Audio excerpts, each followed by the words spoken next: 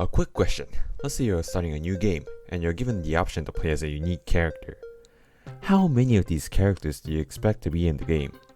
2, 5, 10? Well, for whatever reason, I decided to cram almost 20 different playable characters in my unfinished demo of a game.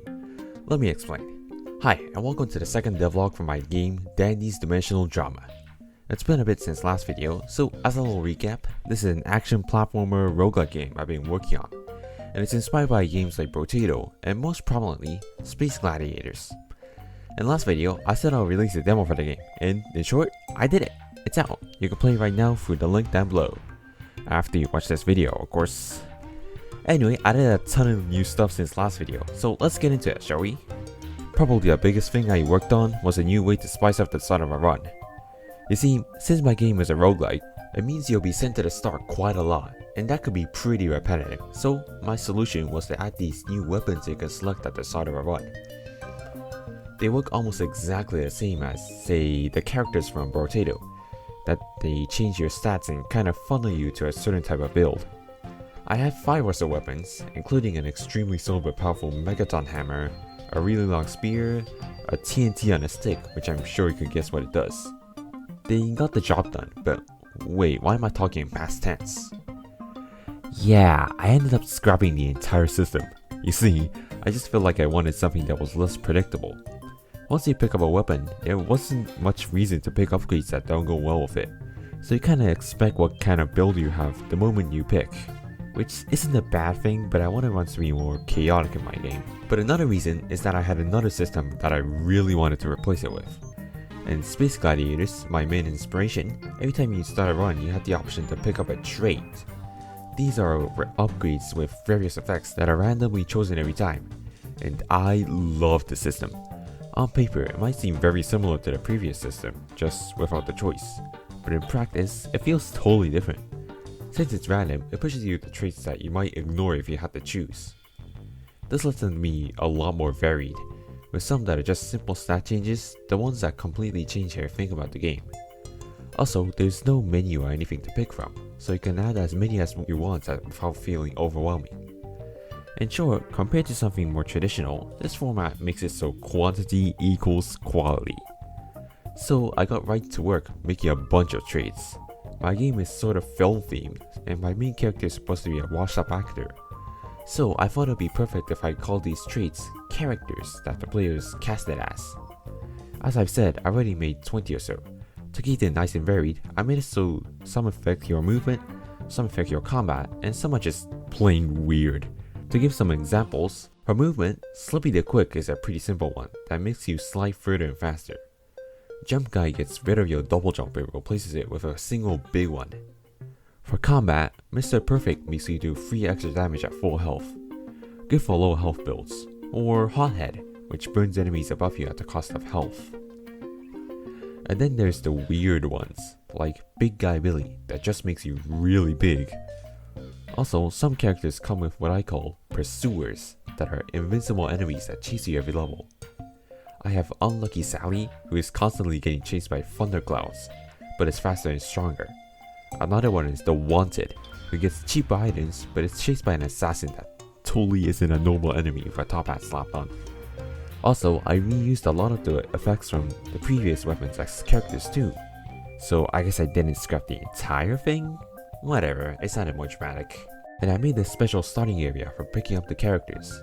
Just like in Space Gladiators, you have the option to not take the character and just play the default experience. And to make this place a bit more lively, I added this director NPC, who's the one casting you as these characters. And it's totally not the secret antagonist pulling the strings or anything. That's the biggest addition from these past few months, but I also made a ton of other things to make the demo feel more polished and complete. Like for example, I made the full intro cutscene to establish the plot of the game. It's a short little slideshow, and I think it'll be quicker if I just show you than to explain it, so here it is.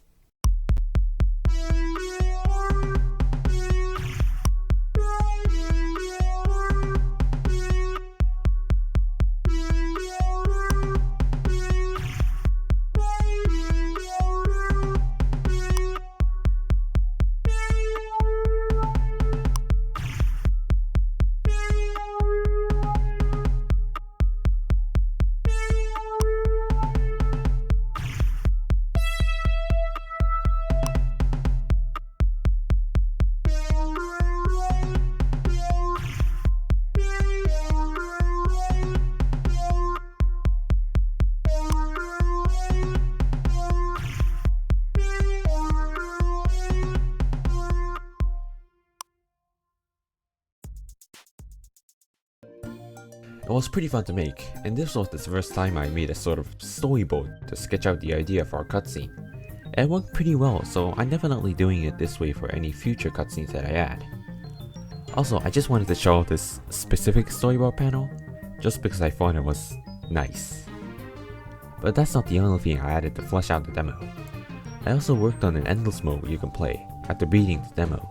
You see, I think the most fun part of my game, or most other roguelikes for that matter, is when you get to the later levels, where you have a ton of items, you're really overpowered, and the stakes get really high. But because it's a demo, I don't have any later levels. I honestly didn't think about this when designing a lot of the game, so some systems really rely on being a long build-up throughout levels. For example, I have this stat called Lawfulness, which for every minus 25 you have, a cop will spawn and try to cancel you every level. I use it as a drawback for otherwise strong upgrades. So you have to balance how many of these minus lawfulness items you get, so you don't end up with too many cops to handle. But because of the small amount of levels you go through, in my testing, you didn't really have to think about this stat at all, since there was simply not enough time to gather enough items for any of the cops to spawn. I could just add more levels before you fight the boss and end the demo. Oh yeah, I have a boss fight at the end, but I didn't want people to think it was too stretched out.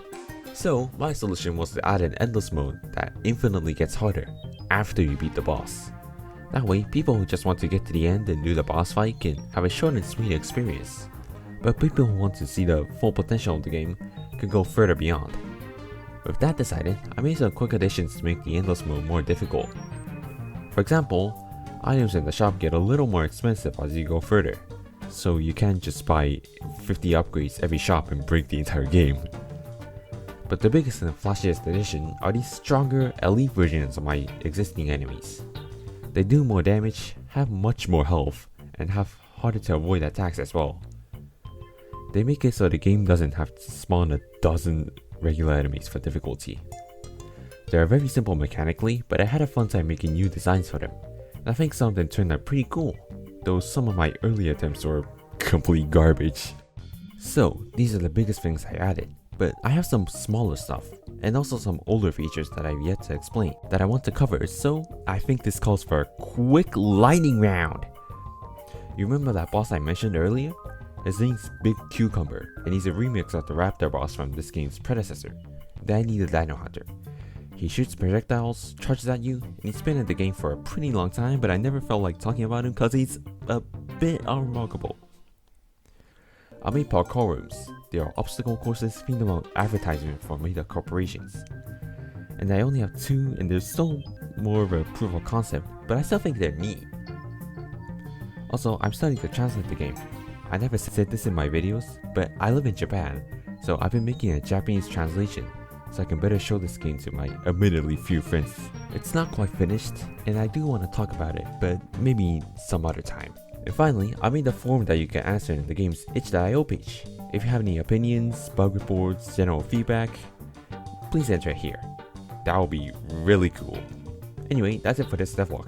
Like I said, you can play the demo right now from the description, and any feedback will be hugely appreciated. And if you saw some of my recent shorts, you might know that I'm currently making a game for the Bad Ideas Game Jam. So far, it's been turning out well, and I'm definitely going to release a long form about it. So if you don't want to miss that, wink wink. Alright, goodbye.